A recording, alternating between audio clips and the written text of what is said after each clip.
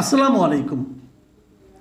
প্রিয় দর্শক, জাতীয় নাগরিক পার্টি মানে আমাদের সবচেয়ে কনিষ্ঠ যে রাজনৈতিক দলটা, যার বয়স এখনো 1 মাসও হয়নি, সেই পার্টির ভবিষ্যৎ নিয়ে মানুষের মধ্যে এখন নানা ধরনের কথাবার্তা চলছে। মানে এই পার্টির আর অন্তিম গন্তব্য আসলে কী হবে, কোথায় যাবে এই পার্টিটা, কী করতে পারবে এই পার্টিটা। অথচ এই পার্টি নিয়ে কিন্তু অনেকের মধ্যেই নানা ধরনের আশাবাদ ছিল। তারা হয়তো ভেবেছিলেন এই পার্টি হয়তো আমাদের নতুন একটা দিক নির্দেশনা দিতে পারবে। যখন আমরা আওয়ামী লীগ বিএনপির বাইরে তৃতীয় কোনো রাজনৈতিক পছন্দ পাচ্ছিলাম না, তৃতীয় কোনো রাজনৈতিক দলকে চিন্তা করতে পারছিলাম না, তখন এই পার্টির উদ্ভব, এই পার্টির যাত্রা আমাদেরকে আশান্বিত করবে, এটাই স্বাভাবিক ছিল। কিন্তু সেটা কিন্তু হোঁচট খাচ্ছে।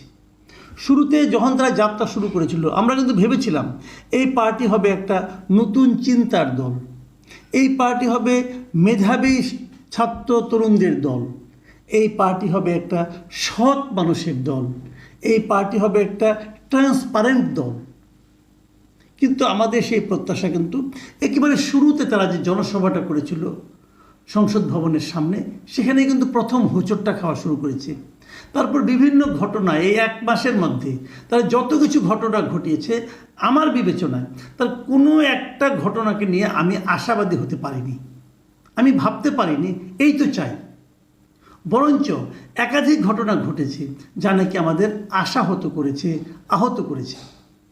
সর্বশেষ যে ঘটনাটা নিয়ে আজকে আলোচনা করব সেটা হলো 2 দিন আগে, গত শুক্রবার, ওনাদের একজন নেতা হাসনাত আবদুল্লাহ যে স্ট্যাটাসটা দিয়েছিলেন সেনাবাহিনীকে নিয়ে, মানে ক্যান্টনমেন্ট নিয়ে, সেটাকে কেন্দ্র করে যা যা ঘটনা ঘটেছে সেটার দিকে আপনাদের একবার তাকান। আমি আজকে সোশ্যাল মিডিয়ায় একটা ফটো কার্ড পেলাম। সে ফটো কার্ডের উপরে লেখা দৈনিক ইত্তেফাক, নিচে লেখা ইত্তেফাক.com.bd। আমি জানি না এটা ইত্তেফাকের কিনা, কারণ আমি আসলে অতটা খোঁজ দেওয়ার সময় পাইনি। আমি দেখেছি এবং আমি ইত্তেফাকের নাম নিয়ে বলছি না। যে ফটো কার্ডটা আছে, আমি তাহলে ফটো কার্ডে কী লেখা আছে সেটা আপনাদের দেখাচ্ছি। কী লেখা আছে? 4 জন নেতার ছবি দেওয়া হয়েছে। এই 4 জনই হলো এই জাতীয় নাগরিক পার্টির। সবচেয়ে উপরে হাসনাত আবদুল্লাহ একটা বক্তব্য, ক্যান্টনমেন্টে আওয়ামী লীগকে পুনর্বাসনের পরিকল্পনা চলছে।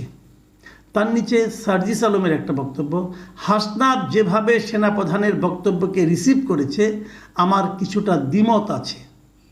তার নিচে আব্দুল হান্নান মাসউদের একটা মন্তব্য, হাসনাত বা সার্জিস 2 জনের একজন মিথ্যা বলছেন। তার নিচে আরেকজনের বক্তব্য, নাসিরউদ্দিন পাটোয়ারির একটা বক্তব্য, হাসনাতের বক্তব্য সোশ্যাল মিডিয়ায় আসা উচিত হয়নি। আমি এই 4টা বক্তব্য বলি, দেখেন এরা 4 জনই একটা পার্টির লোক, সেটা কি জাতীয় নাগরিক পার্টি, এবং 4 জনই এই পার্টির কিন্তু শীর্ষস্থানীয়, মানে শীর্ষ 2টি পদে না, এরা আহ্বায়ক না অথবা সদস্য সচিবও না, তার নিচের পদগুলোতে এরা আছেন এবং মোটামুটি এরাই কেন্দ্রীয় নেতা, এরাই পোস্টার বয় এই পার্টি। এদের সবাইকে আমরা চিনি, বিভিন্ন টকশোতে এদেরকে আমরা দেখি, এদের কথা শুনি। এই 4 জনের বক্তব্য যদি আপনারা বিশ্লেষণ করেন তাহলেই বুঝতে পারবেন এই পার্টির মধ্যে চলছেটা কি। এই 4 জনের বক্তব্য কিন্তু প্রত্যেকে আক্রমণ করেছেন বক্তব্যটা। কেন? শুরুটা করেছিলেন কিন্তু হাসনাত আবদুল্লাহ। উনি একটা স্ট্যাটাস দিয়েছিলেন, সবাই ফেসবুকে স্ট্যাটাস দিয়েছিলেন, ফেসবুকে একটা স্ট্যাটাস দিয়েছিলেন, সেখানে বলেছিলেন যে আর্মি কি বলেছে, আর্মি কীভাবে আওয়ামী লীগকে পুনর্বাসন করতে চায়, অ্যাটসেট্রা অ্যাটসেট্রা। তিনি সেখানে বলেছিলেন 11 তারিখে তিনি আর্মিতে সেনানিবাসে গিয়েছিলেন, যে কার সঙ্গে দেখা করেছেন, কি বলেছেন না বলেছে, এগুলো বলেছেন।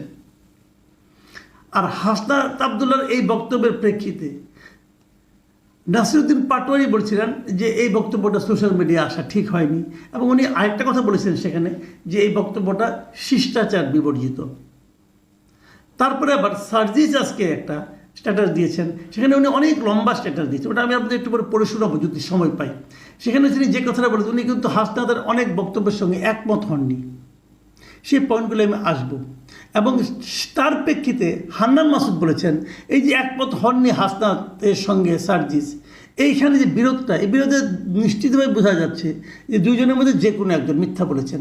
মানে সবচেয়ে নিরাপদ জায়গায় আছেন কিন্তু হান্নান মাসুদ, কথাটা সত্য যে একই বিষয়ের উপর দুইজন লোক যদি দুই কথা বলে তো একজন তো মিথ্যা অবশ্যই বলছেন, কোনো সন্দেহ নাই। তো উনি সবচেয়ে নিরাপদ জায়গায় একটা মন্তব্য করেছেন। কিন্তু আমার প্রশ্নটা হলো, এই মন্তব্যগুলি এখন বাইরে হলো কেন? এই মন্তব্যগুলো পাবলিক হচ্ছে কেন? এই প্রশ্নটা কিন্তু খুব জরুরি। আমি বরং সার্জিসের যে বিশাল স্ট্যাটাসটা সেটা সম্পর্কে আপনাদের একটু ধারণা দিতে চাই। এটা কিন্তু অনেক বড় স্ট্যাটাস, প্রায় 839 ওয়ার্ডের আমি একটা স্ট্যাটাস পেয়েছি। তার মানে বিশাল একটা স্ট্যাটাস। কিন্তু এত বড় স্ট্যাটাস সাধারণত আমি কখনো দিইনি আমার জীবনে। তো সেখানে উনি কী লিখেছেন? অনেক কথা লিখেছেন যে সেই দিন হাসনাতের সঙ্গে সার্জিস বলছেন যে আমিও ছিলাম, আমাদেরকে কেউ ডাকেনি, আমরা বরং সেনাপ্রধানের সঙ্গে দেখা করতে চেয়েছিলাম, সেই জন্য আমাদের সঙ্গে দেখা হয়েছে, সেনাপ্রধান ছিলেন, আমরা ছিলাম, সেখানে অনেক কথা হয়েছে। এবং সেই কথাগুলোকে আমি একটু পড়ে শুনি একটা লাইনটা, যে রিফাইন্ড আওয়ামী লীগের জন্য চাপ দেওয়ার, কমার মধ্যে চাপ দেওয়ার যে বিষয়টি এসেছে, সেখানে চাপ দেওয়া হয়েছে এমনটি আমার মনে হয়নি। হাসনাত বলছেন চাপ দেওয়া হয়েছিল রিফাইন্ড আওয়ামী লীগ করার জন্য, সার্জিস বলছেন যে ওটা চাপ দেওয়া হয়েছিল এরকমটা ওনার মনে হয়নি। আবার আরেকটা কথা সার্জিস বলেছেন, তবে রিফাইন্ড আওয়ামী লীগ, সাবের হোসেন, শিরিন শারমিন চৌধুরী, সোহেল তাজ এসব নিয়ে কথা হয়েছিল।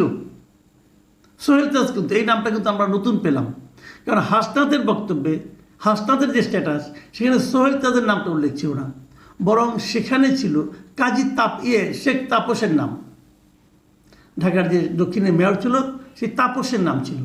তো আমি নিজেও বলেছিলাম যে তাপস কীভাবে রিফাইন্ড আওয়ামী লীগ করবে? সে তো দুর্নীতিবাদ, একদম শিরোমণি, সে কীভাবে করবে? যাক, এখন আবার সার্জিস বলছেন যে না, সোহেল তাজের কথা বলছেন। তো এই জায়গাটা কিন্তু মিলছে না, এরকম হতে পারে।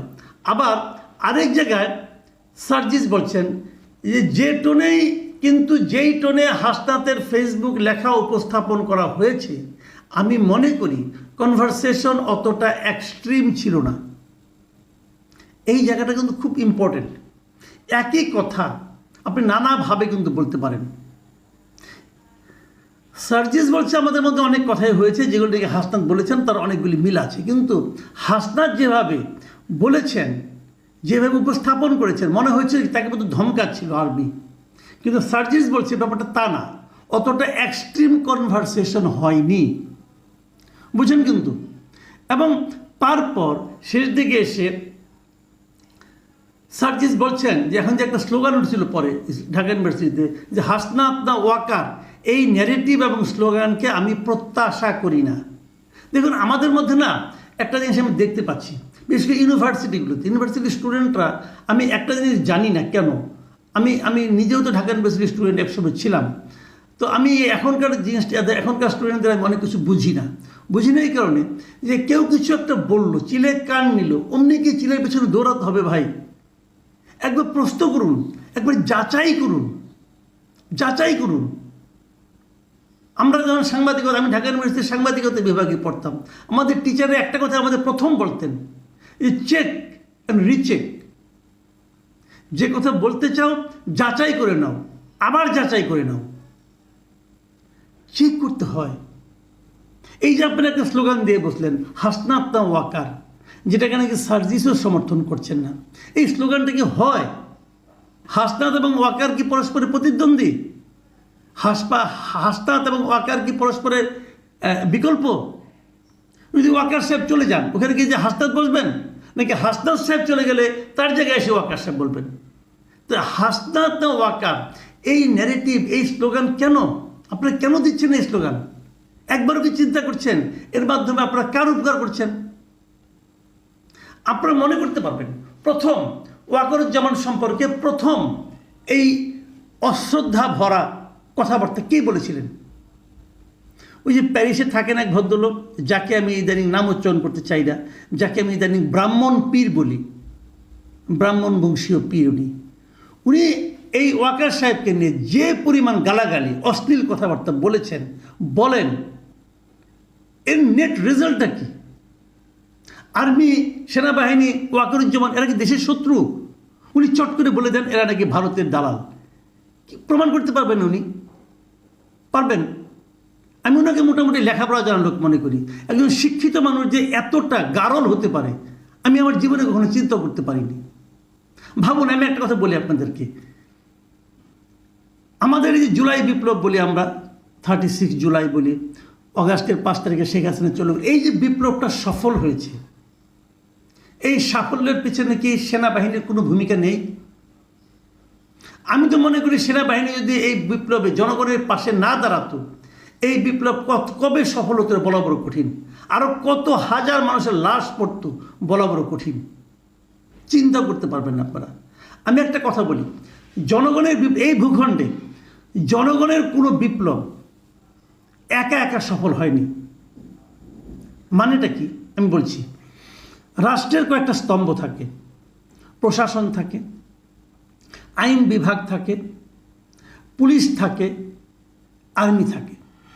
এই যে 4টা বিভাগ বললাম, এই 4 বিভাগের কোনো একটা বিভাগ যদি জনগণের সেই আন্দোলনের সঙ্গে যুক্ত না হয় তাহলে সেই আন্দোলন সফল হয় না। আপনি একটা একটা করে এক্সাম্পল দিয়ে আপনাকে বলি জিনিসটা। মনে করে দেখুন, 71 সালে সেই জনগণের আন্দোলনের সঙ্গে এই 4টা বিভাগের একমাত্র প্রশাসন ছাড়া সবাই ছিল, আন্দোলন সফল হয়েছিল। তারপরে যদি আমি ধরি এরশাদ বিরোধী যে গণ অভ্যুত্থানটা হলো, সে আন্দোলনে দেখেন সেনাবাহিনী কিন্তু এরশাদকে সাপোর্ট দেয়নি, যে কারণেই আমরা এরশাদকে ফেলতে পেরেছিলাম। জনগণ আন্দোলন করেছে, কিন্তু ওই 4টা বিভাগের যে কোনো একটা যদি সরকারের সঙ্গে দ্বিমত না করে, জনগণের কাতারে এসে না দাঁড়ায় শাসকের পরিবর্তে, তাহলে আন্দোলন সফল হয় না। আমরা যদি 96-এর কথা ধরি, 96 কিন্তু প্রশাসন সাপোর্ট করেছিল জনগণের আন্দোলনকে, যে কারণে আমরা তত্ত্বাবধায়ক সরকার পেয়েছিলাম। আবার যদি 2007-এর কথা ধরি,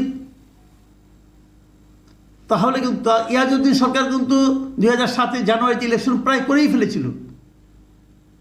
জানুয়ারির 11 তারিখে যদি সেনাবাহিনীর সাপোর্ট না দিত তাহলে কিন্তু ওই ইলেকশনটা হয়ে যেত। কাজেই কোনো না কোনো একটা পার্টকে সাপোর্ট দিতে হয়, হয় 96-এর প্রশাসনকে সাপোর্ট দিতে হয়, না হলে 91-এর আর্মিকে সাপোর্ট দিতে হয়, না হলে 2007-এর আর্মিকে সাপোর্ট দিতে হয়, না হলে 71-এর প্রশাসন ছাড়া সবাইকে সাপোর্ট দিতে হয়। এবং এবারও তাই হয়েছে। এবারও আর্মি জনগণের আন্দোলনের সঙ্গে ছিল। ভাবুন তো একবার, যদি ওয়াকারুজ্জামান না থেকে এখানে যদি শফিউদ্দিন সাহেব আগের যিনি ছিলেন তিনি যদি থাকতেন আর্মি চিফ, হতো আন্দোলনটা এভাবে? আর্মি ভূমিকা পালন করতো? আর্মি কিন্তু একই থাকতো। কাজে আর্মিতে কে আছে? অথবা যদি এর আগে আজিজ সাহেবের কথা বলি, উনি থাকলে কি এভাবে সাপোর্টটা পেতাম আমরা? আর্মি কিন্তু এক আছে। নাইটাকে চেঞ্জটা কোথায়? কমান্ডে, কমান্ডের চেঞ্জ। সেক্ষেত্রে আমি তো বলবো আর্মি যে জনগণের সঙ্গে ছিল, এর জন্য তো all credit goes to Wakeruzzaman. তার বিরুদ্ধে এখন আপনার অভিযোগ তুলছেন সে শেখ হাসিনার আত্মীয়। তো শেখ হাসিনার আত্মীয় হয়েও তো উনি শেখ হাসিনাকে সাপোর্ট দেননি, জনগণের পক্ষে দাঁড়িয়েছেন। তাকে প্রতিপক্ষ বানায়েন না। ওই পীর সাহেব কি বললো সেটা শুনে নাইচেন না প্লিজ। দেশটাকে অস্থিতিশীল বানায়েন না। আমি বুঝি এগুলি কেন হচ্ছে। এগুলি হচ্ছে একটা মাত্র কারণে, যে একটা আওলা ঝাওলা বাধাইয়া নির্বাচনটাকে পিছিয়ে দেওয়ার জন্য। আমি আর কোনো কারণ দেখি না। আর এতে ফলটা কি দাঁড়াচ্ছে? এটা করতে যে খোদ এই নতুন পার্টিটার মধ্যে একটা অন্তর্দ্বন্দ্ব তৈরি হচ্ছে। আজকে আরও দেখতে পাচ্ছি এই পার্টির অনেক সমর্থক, অনেক কর্মী নানা ধরনের কমেন্ট কিন্তু করছে। বেশি দূরে আমি যাব না, আমি খালি একটা কমেন্ট আপনাদেরকে পড়ে শোনাতে চাই। আপনারা শুনুন সেই কমেন্টটা কী বলেছেন উনি। সেই কমেন্টটা, এই যে সার্জিসের যে ইটা আছে, এই স্ট্যাটাসটা আছে, সার্জি যে স্ট্যাটাসটা দিয়েছে, সেই স্ট্যাটাসটার নিচে একজন ভদ্রলোক একটা কমেন্ট করেছেন। ভদ্রলোক একটা কমন নেম, অনেকে তাকে চেনেন, মিস্টার হাবিবুর রহমান জুয়েল। উনি একটা কমেন্ট করেছেন। এই কমেন্টটা পড়েই আমি আমার আজকে বক্তব্য শেষ করব। মিস্টার হাবিবুর রহমান জুয়েল সার্জিসের এই স্ট্যাটাসের নিচে লিখেছেন, আমি তোমাদের কাজকর্ম দেখি আর অবাক হই। এতটা অপরিপক্ক কি করে হও তোমরা? জনগণের একটি সুন্দর স্বপ্নের অপমৃত্যু ঘটিয়েছ তোমরা। তোমাদের রাজনৈতিক দল এনসিপির ভবিষ্যতেও অন্ধকার করে ফেলেছ, ভবিষ্যতও অন্ধকার করে ফেলেছ।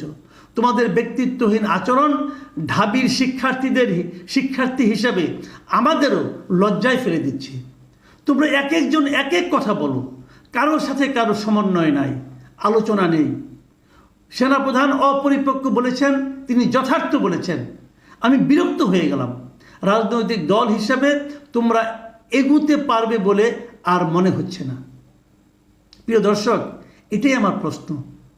রাজনৈতিক দল হিসাবে এনসিপি কি খুব বেশি দূর আর অগ্রসর হতে পারবে যদি তারা এ ধরনের অবিমৃষ্যকারিতা, এ ধরনের এলোমেলো কথাবার্তা, এ ধরনের এলোমেলো আচরণ, এ ধরনের হঠকারী আচরণ অব্যাহত রাখেন? তাহলে খুব শিগগিরই কি এই দলটা মুখ থুবড়ে পড়বে না? আর এই দলটার মুখ থুবড়ে পড়ার অর্থ হচ্ছে আমাদের দেশের অগণিত সাধারণ মানুষের প্রত্যাশার মৃত্যু হওয়া। প্রিয় দর্শক, আপনারা ভাবুন। আর এনসিপি যারা কর্মকর্তা নেতৃবৃন্দ, তাদেরকে আমি অনুরোধ করব, আপনারাও জনগণের প্রত্যাশার কথা ভাবুন, কেবল নিজেদের কথা ভাববেন না। এদেশের মানুষ আপনাদের নিয়ে অনেক আশা করেছে, তাদেরকে হতাশ করবেন না। প্রিয় দর্শক, এখন এ পর্যন্তই। আল্লাহ হাফিজ।